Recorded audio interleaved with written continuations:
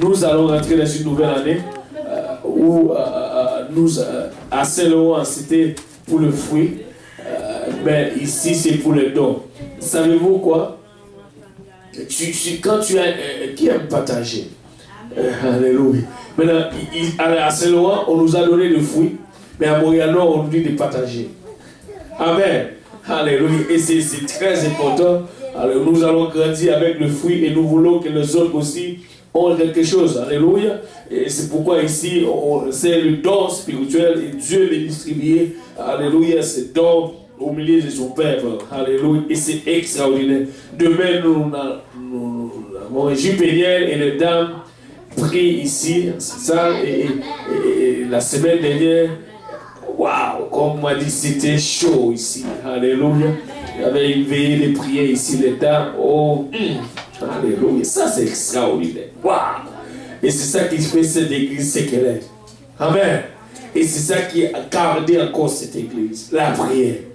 Alléluia. Et je crois avec cela, Dieu est sur le point de donner des percées, des victoires. Nous sommes en train de marcher. Notre victoire est là avec nous. Amen. Alléluia. Et nous l'avons déjà. Et nous allons maintenant lancer. Alléluia. Et plonger, rentrer dedans. Et commencer alléluia, à élargir. Parce que la Bible dit élargir. Nous allons commencer à nous élargir. Et Dieu va faire des grandes choses. Alléluia. Nous allons juste fermer nos yeux sur ce que l'ennemi fait. Ils sont en train de déranger les âmes. Ils sont en train de décourager les autres. Écoute, mais Dieu va relever ces gens. Il va le... En toi. C'est juste trop fort. Alléluia. Et demain, il y aura Jules Péniel. Les jeunes vont rencontrer à l'église de l'Est. Et ici, les dames vont prier. Oh, j'aime ça. Alléluia. Et dimanche, il y aura quelque chose encore spécial. Ça va être là.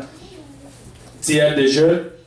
Et si même il y aura quelque chose de spécial, nos enfants vont, alléluia, vont faire leur présentation, c'est dimanche, et ici, gloire au nom de Jésus. Alléluia. Et Seigneur est très bon, je rends grâce à Dieu. Ma femme, la semaine, je vous dis, le Seigneur est tellement bon. Nous sommes... C'est ainsi, il y a plein de gens qui révèlent, il y a plein de révélations, des révélations, mais toujours dans des combats. En tout cas, je rends grâce à Dieu pour ma famille, ma femme qui est une femme forte, qui est en arrière de moi, mais où l'ennemi vraiment, en tout cas, tendre à tout faire. Alléluia. Je rends grâce à Dieu, mais ma femme le dit. Elle a glissé son pied, elle avait un sérieux problème où c'était enflé, où elle ne pouvait même pas marcher. Mais je rends grâce à Dieu.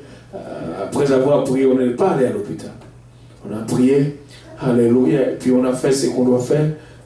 Voici, elle est là avec nous. Le Seigneur est grand. Amen. Nous servons un grand Dieu, un Dieu puissant qui fait toujours les choses. Vous savez, alléluia. Dès le début, dès le commencement. Mais écoute, nous allons persévérer. Même si on enlève tous mes jambes, si on enlève encore ma voix, je vais louer le Seigneur. Alléluia. Même si on enlève tout le moi, mais si on laisse juste ma voix, je vais quand même louer le Seigneur. Amen.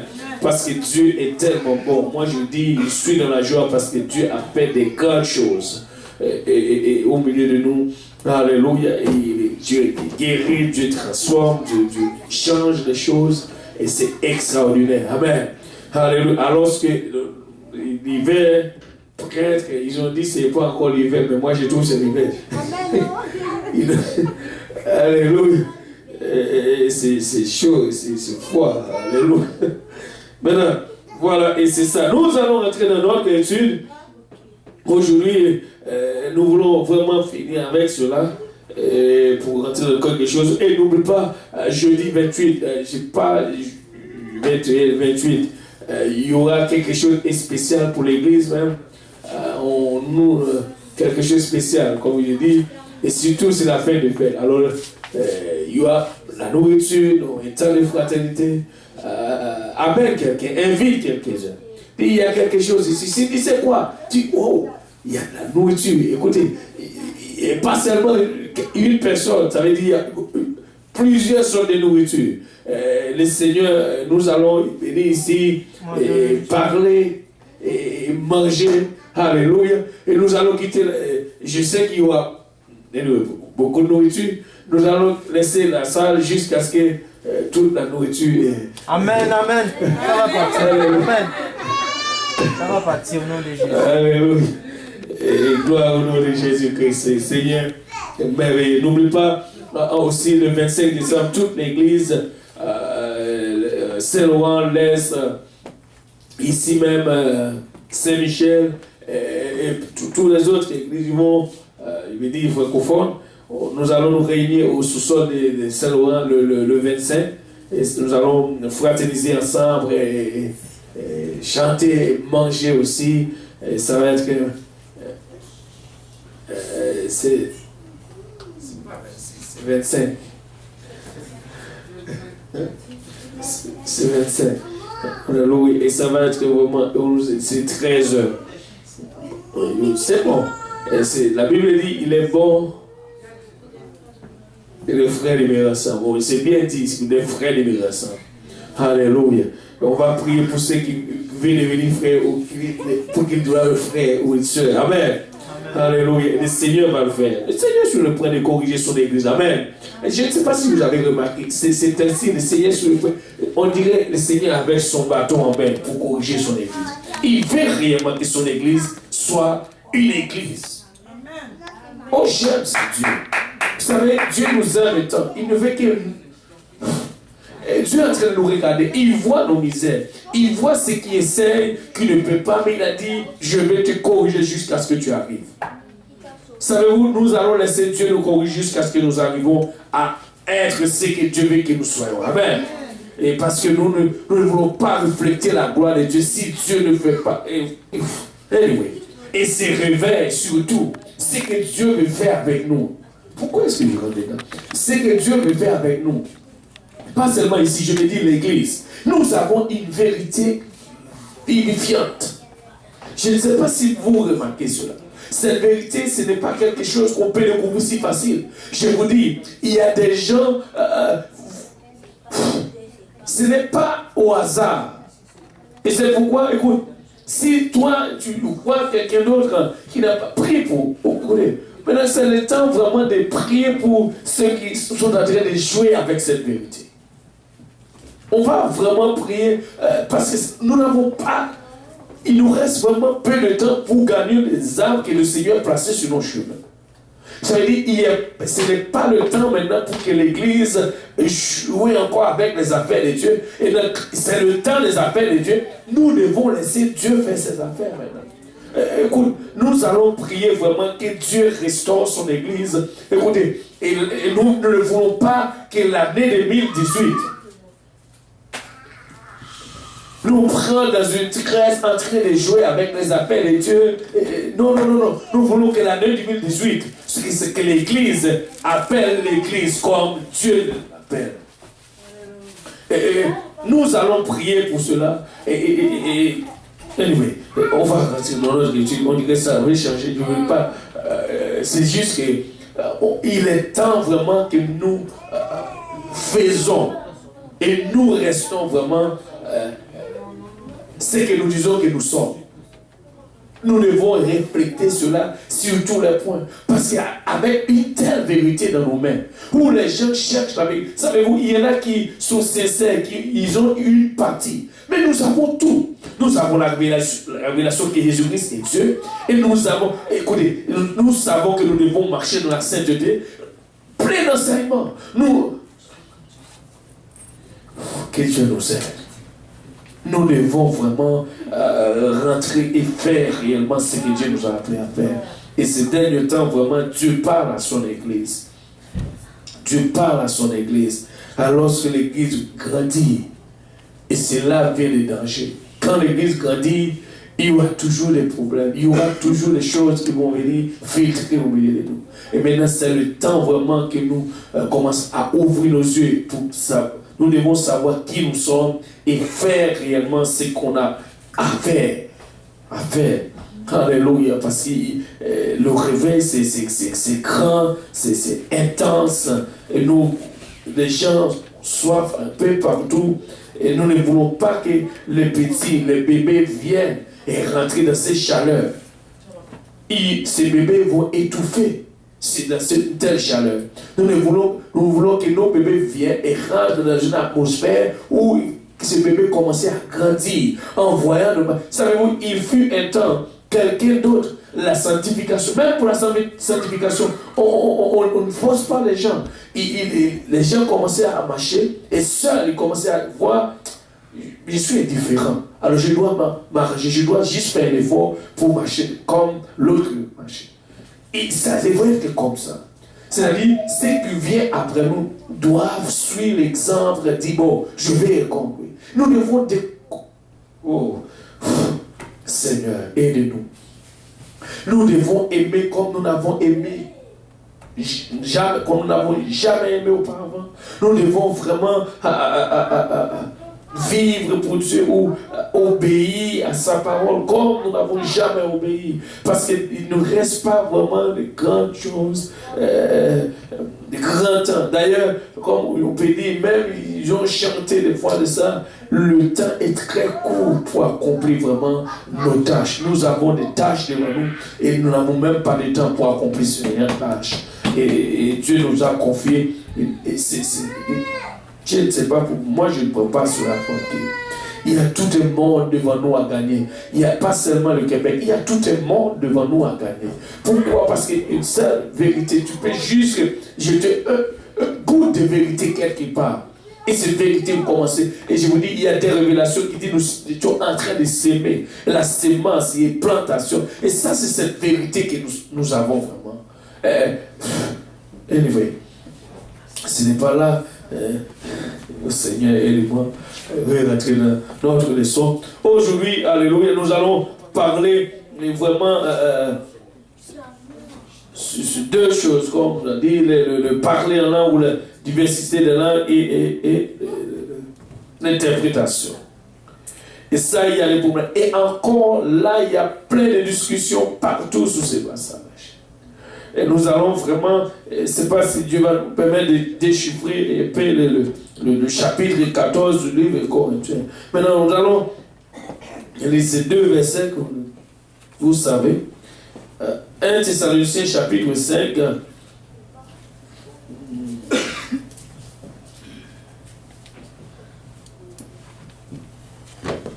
Verset 16 à 21.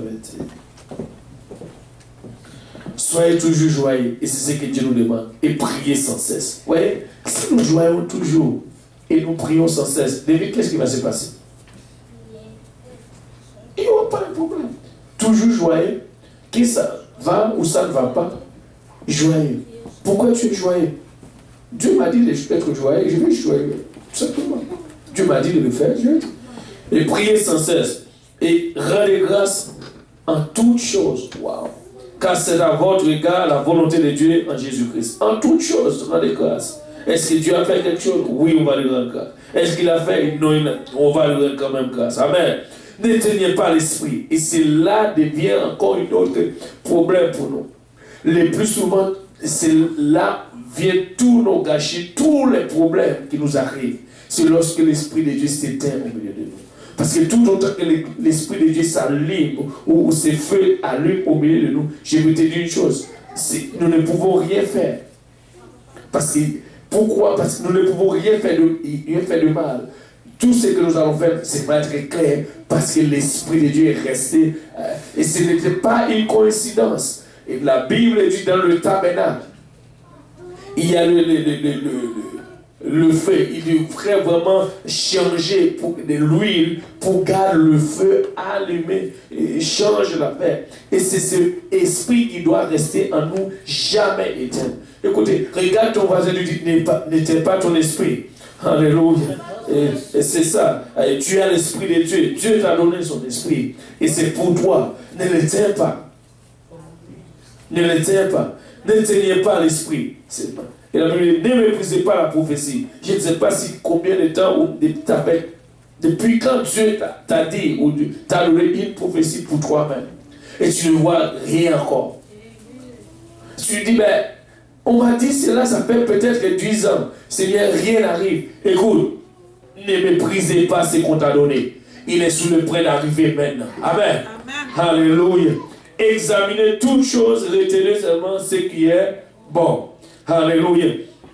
Et Corinthiens chapitre 12, du verset 8 au verset 11. Et c'est là où nous avons notre 12. Notre Jésus. En effet, à l'autre, à l'un est donné par l'Esprit une parole de sagesse, à un autre une parole de connaissance, selon le même Esprit. À un autre la foi, par le même Esprit. À un autre le don des guérisons, par le même Esprit. À un autre le don d'opérer des miracles. À un autre la prophétie. À un autre le discernement des esprits. À un autre la diversité des langues. À un autre l'interprétation des langues. Et c'est ça qu'on va voir aujourd'hui. Et la Bible dit, le dernier verset, verset 11. Un seul et même esprit. J'aime bien. Ça ne dit pas un seul. Il s'appelle un seul, mais n'est pas même esprit. Mais ici, ça dit un seul et même esprit. Alors, il n'y a rien qui est différent de ce que Dieu veut faire. Opère toutes ces choses, les distribuant à chacun en particulier comme il veut. Ça, j'aime bien. À chacun comme il veut. Mais maintenant, le chapitre 14, c'est ce qu'on va essayer de voir si on peut déchiffrer cela aujourd'hui. Il y a plusieurs détails. Il y a des endroits où les gens disent waouh, ça c'est mon verset. Voilà, et ce que vous êtes en train de faire ici, c'est des ordres, c'est clair. Mais nous allons quand même passer quelque part. Et dans le verset, nous venons de lire d'abord 1 Corinthiens chapitre 12, verset 10, 11. La diversité des langues et une autre l'interprétation des langues. Où une seule, 11. Un seul et même esprit opère toutes ces choses et les distribue à chacun en particulier comme il veut. Nous devons dire que ce don n'a rien à voir avec l'habileté humaine pour apprendre une nouvelle langue. Il y a beaucoup de gens bilingues et même trilingues sans que Dieu ne soit manifesté par son esprit. Vous savez? Mais rien n'est possible à Dieu. Dieu, il est l'auteur.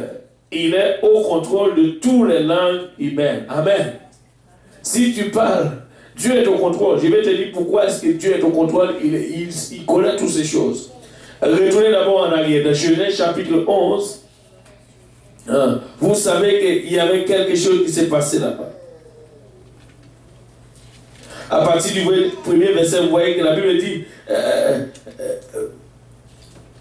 voici, ils forment, je crois verset 6, ils forment un seul peuple et tous le même langage, et cela, ce qu'ils ont entrepris, maintenant rien ne les empêcherait de faire tout ce qu'ils auraient projeté. Verset 7, allons, descendons et comprenons leur langage afin qu'ils n'entendent plus la langue les uns des autres. Verset 8. Et l'Éternel les dispersa loin de la surface de la terre et ils cessèrent de bâtir la ville. D'ailleurs, c'est Dieu qui a fait cela dès le début parce que, vous savez, Dieu a fait une chose parce que les hommes ne voulaient pas faire ce que Dieu leur demande de faire. Mais dans Actes chapitre 2, c'est ce même Dieu aussi, il a encore ramené ce peuple par les langues. Waouh! Mais maintenant, dans le langue que Dieu a distribué dans le jour de ici, ça semble, c'était comme, on nous a donné ça, ça paraît comme un langage humain, mais je vais vous dire, même dans Actes chapitre 2, vous pouvez remarquer dans le 11e verset quelque part, il y a des gens qui étaient étonnés de voir quelqu'un d'autre parler dans leur langue. Savez-vous, dans la prophétie ou en priant en langue, il y a des façons que tu peux... il y a des gens qui ont déjà découvert que quelqu'un d'autre parlait dans la langue alors qu'il ne parle même pas la langue. Il y a là où les gens parlent français, où ils n'ont rien, aucune idée que c'est ce qu'il est en train de dire. Il y a d'autres côtés qui parlent swahili, aucune idée. Écoutez, avec Dieu, il y a des endroits où les gens parlent espagnol. C'est juste que les langues, et Dieu fait cela juste pour sa gloire.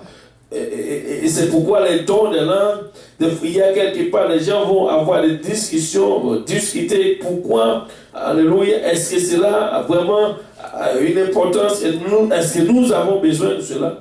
Bien sûr que oui, parce que Dieu nous a donné cela, il sait pourquoi. D'abord, dans Acte 2, verset 1 à 4, la Bible dit, le jour de la Pentecôte, ils étaient tous ensemble dans le même lieu. Tout à coup, il vint du ciel un prix comme celui un ventre pétueux. Et il remplit toute la maison où ils étaient assis. Verset 3, des langues semblables à des langues de feu, se paraient les unes des autres, et se posaient sur chacun d'eux. Ils furent tous remplis du Saint-Esprit et se mit à parler en d'autres langues. Ça, c'est le pouvoir où c'est la puissance et la Bible. Dieu a promis dans Actes chapitre 1, verset 8. Mais maintenant, ici, ces gens deviennent comme Jésus-Christ a parlé à Nicodème.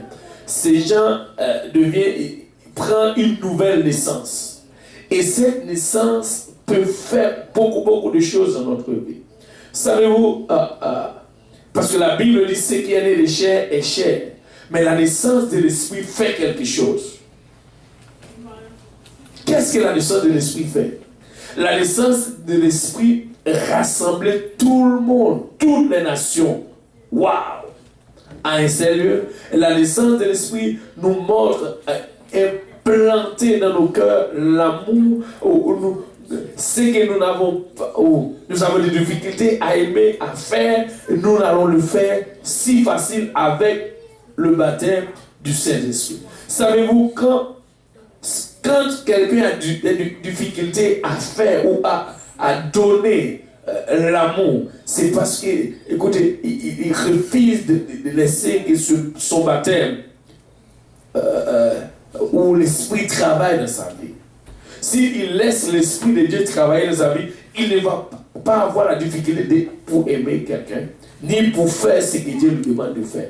Regardez, dans Actes chapitre 2, regardez, or l'espérance c'est 3 points. Non, c'est pas Actes,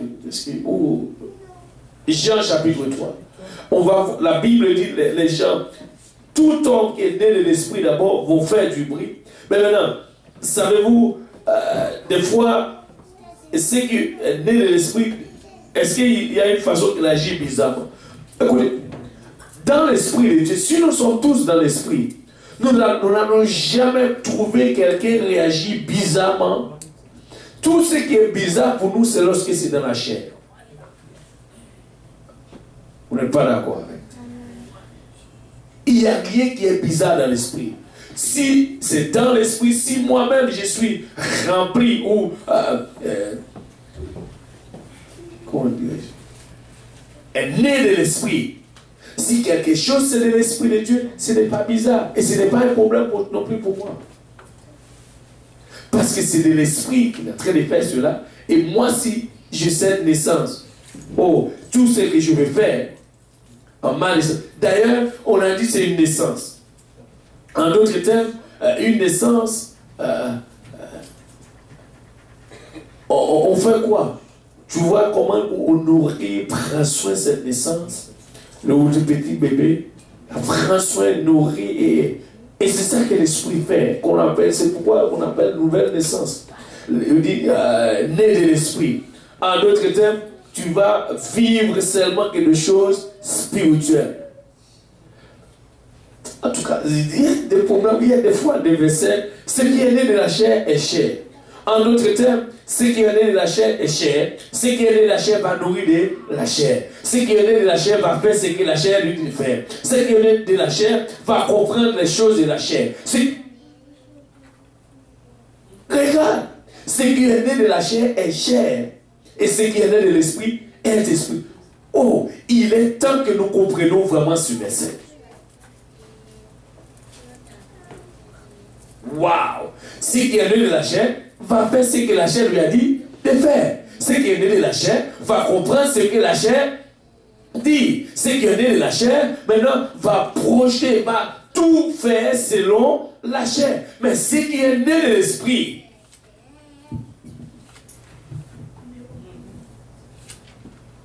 non.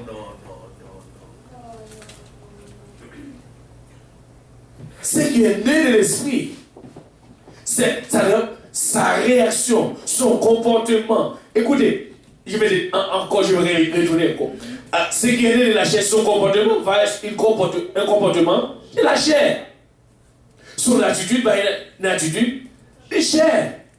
Tout ce qu'il va faire, ça va être de chair. Parce que la Bible dit ce qui est né de chair est chair. Bon. Alléluia. Vous voyez que c'est l'étude. Et puis, on rend des choses. Mais ce qui est né de l'esprit est l'esprit. Wow.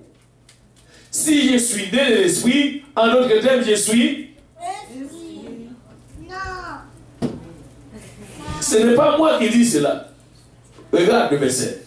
Ce qui est né de l'esprit est. Oh, mais pasteur, j'ai encore la chair sur moi. Oh, Jésus savait ce qu'il dit. C'est Jésus-Christ qui parlait à ce temps-là. Il savait d'abord ce qu'il était de dire. Ce qui est né de l'esprit est d'esprit. C'est-à-dire, même si je porte la chair, encore, même si je tout ça, si je me laisse conduire par l'esprit, écoutez, je vais juste faire ce que l'esprit dit de faire. Il n'y a rien qui va être différent. Aujourd'hui, nous avons des difficultés d'entendre la part de Dieu. Pourquoi? Parce que nous restons comme si, ou bien, on va dire c'est excessif. Il y a une partie de nous qui est née de chair, il y a une partie de l'esprit. Là, il y a un grand problème.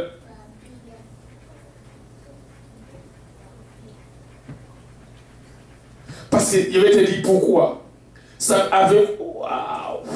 Avez-vous remarqué des fois, les gens prétendent à dire, je ne suis pas encore rendu là.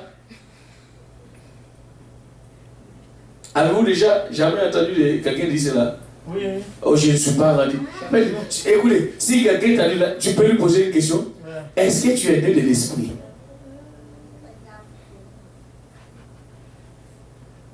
Wow. Si tu es né de l'esprit, parce que Jésus-Christ savait que Nicodème a une chair, mais il a dit quand même à Nicodème, ce qui est né de la chair est chair, ce qui est né de l'esprit est esprit. En d'autres termes, écoutez, si tu as accepté de prendre cette naissance, voici comment tu vas réagir. Écoute, ce n'est pas une coïncidence. Paul, je dis, je vais avoir l'esprit de cet homme. Parce qu'il a dit quelque chose qui est extraordinaire. Il a dit, si quelqu'un est en Christ, il est une nouvelle créature. Mais pourquoi est-ce qu'il est une nouvelle créature alors? Pourquoi même? En d'autres termes, il a même mentionné une autre chose.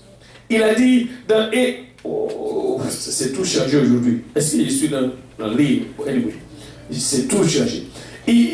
Non seulement, il a dit si quelqu'un est en Christ, qu'il est. Les anciennes sont. Voici toutes choses sont devenues nouvelles choses. Mais est-ce que ce verset est réellement en application aujourd'hui au milieu de l'Église?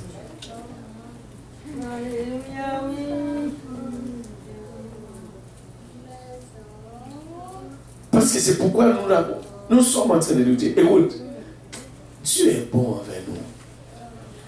Dieu est vraiment bon. Bon. On peut juste dire Dieu est bon. Par-dessus de son amour, il y a sa miséricorde qui nous gagne chaque jour. Parce que après avoir devenu une telle personne, nous devons rester de cette personne chaque jour. devine quoi? Les anciennes choses reviennent du fait qu'il répétait encore le feu. Aide-nous, Seigneur. Mais c'est la naissance de l'esprit. Écoute, alléluia, nous voulons juste que Dieu vraiment nous montre et nous aider à comprendre vraiment ce que ça veut dire vraiment la naissance de l'esprit. Qu'est-ce que nous devons faire d'abord pour être en accord? Alléluia. En d'autres termes, si je suis encore né de la chair, je vais faire ce que la chair fait, je vais comprendre comme la chair, mais si je suis né de l'esprit,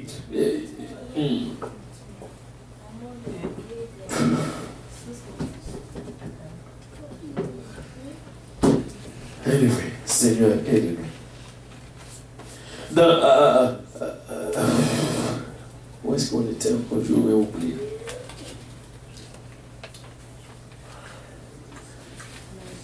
Le parler en langue, au 1 Corinthiens chapitre 14, on va commencer par là. Il parle à Dieu.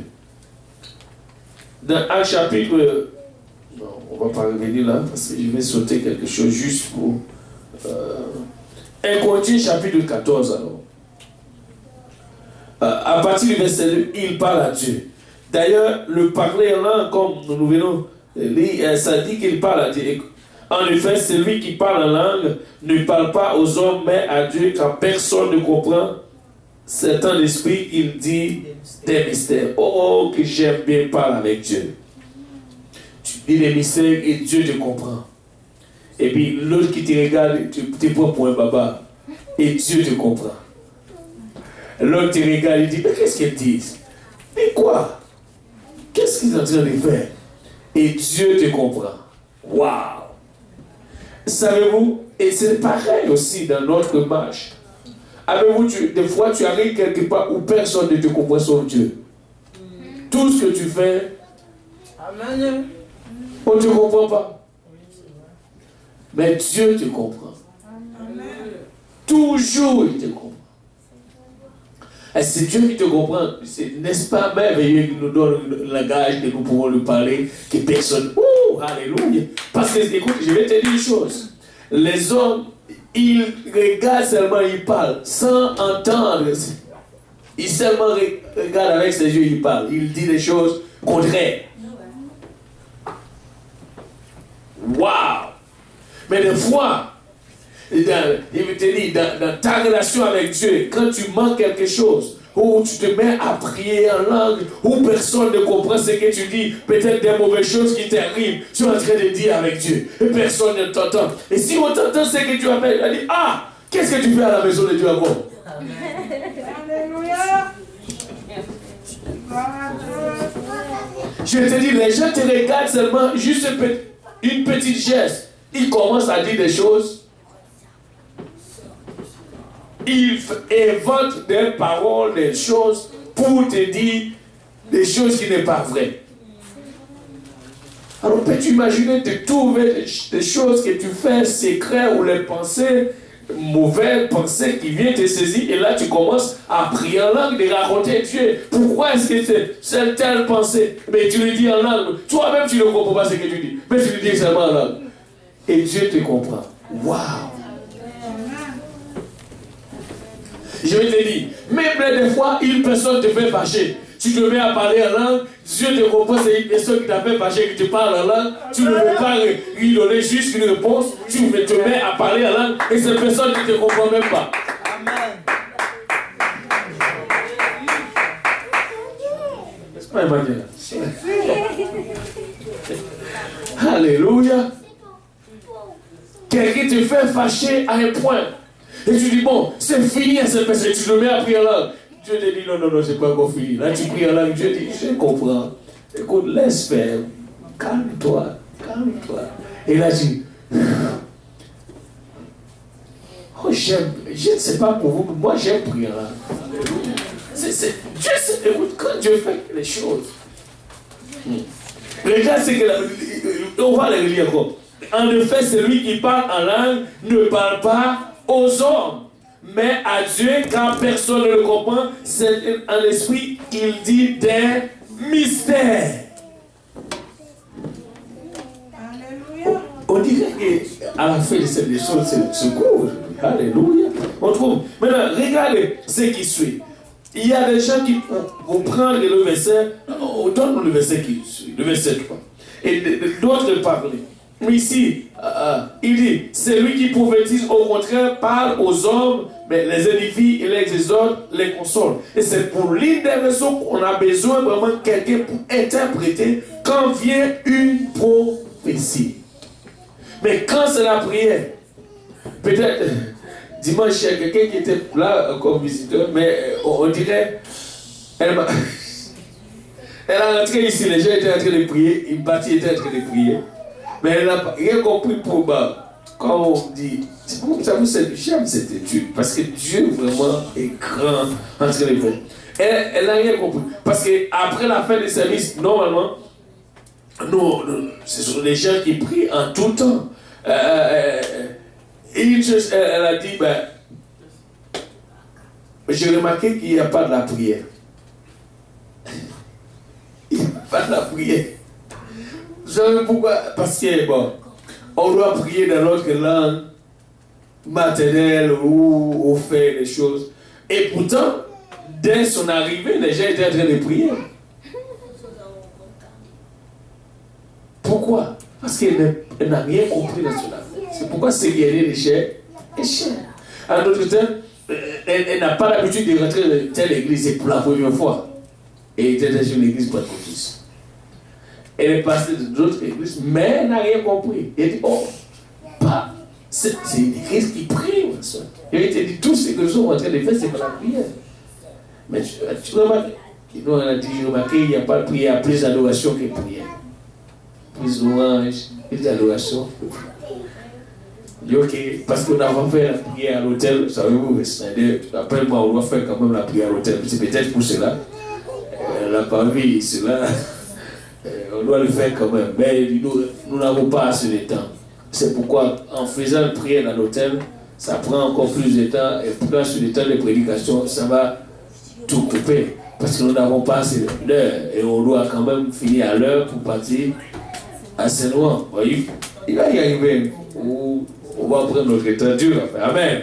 Et maintenant, je lui dis, mais on prie, au contraire, elle dit, nous, pas seulement prier, ce sont les gens qui cherchent. Chaque personne ici, peut-être, je ne sais pas, peut-être il y en a qui ne respectent pas ce jour. Chaque personne a un jour de jeûne, une temps de prière par jour. Bien sûr, on va encore faire cette année, ok? Et vous devez respecter votre affaire, ok? C'est ça notre vie, la prière. C'est ça. Elle a dit, on dirait que je vois seulement la louange, il n'y a pas de la prière. Elle a pris le temps d'expliquer, voilà. Mais gloire à Dieu, amen. Alléluia. Voilà. En effet, personne ne comprend ce que tu dis des mystères. Et le verset 3 parle des prophéties d'abord, et c'est pourquoi on veut que les gens qui prophétisent, on ne veut pas seulement que quelqu'un vienne rentrer. On va d'abord, je vais juste sortir de mon étude, on va rentrer dans le chapitre 14 un peu et de voir ce que Paul a dit. Attends, je sais que je suis ici. Voilà. Maintenant au verset 3. Verset 4. Celui qui parle en langue s'édifie lui-même et celui qui prophétise édifie l'église. En d'autres termes, que quelqu'un qui parle en langue, il s'édifie lui-même. Ça, c'est quelque chose en particulier. C'est pourquoi on te dit vraiment prie. Et quand tu pries en langue, ça fait quelque chose de bon dans ta vie. Et c'est pourquoi on insiste dessus. Ce n'est pas pour te déranger. C'est quelque chose de bon. Quand tu pries en langue, tu es en train de faire quelque chose, c'est mieux pour toi. Non seulement tu dis des mystères, mais aussi tu t'édifies toi-même. Écoutez, parce qu'il y a des moments, tu n'as même pas de mots. Il y a des moments où des situations où tu te trouves dans des... Écoutez, tu ne peux pas sortir, tu ne sais pas quoi faire, tu ne sais pas comment. Écoutez, tu viens, tu commences à prier en langue et là tu te sens tranquille dedans. Et c'est pourquoi c'est clair. Et regarde ce qui suit encore. je désire que vous parliez tous en langue. Et c'est là où quelqu'un, là c'est le verset de discussion. Là il a dit, je désire que vous parliez tous en langue, mais encore plus que vous prophétisiez. Celui qui prophétise est plus grand que celui qui parle en langue, à moins que ce dernier n'interprète pour que l'Église en recevoir de l'éducation. Maintenant, en d'autres termes, ici encore sur la référence. Et c'est là où les gens trouvent que ces versets, c'est pour une des raisons. Si tu vas discuter avec quelqu'un dans ces versets seulement, tu n'es pas les restes, tu es dans les trous.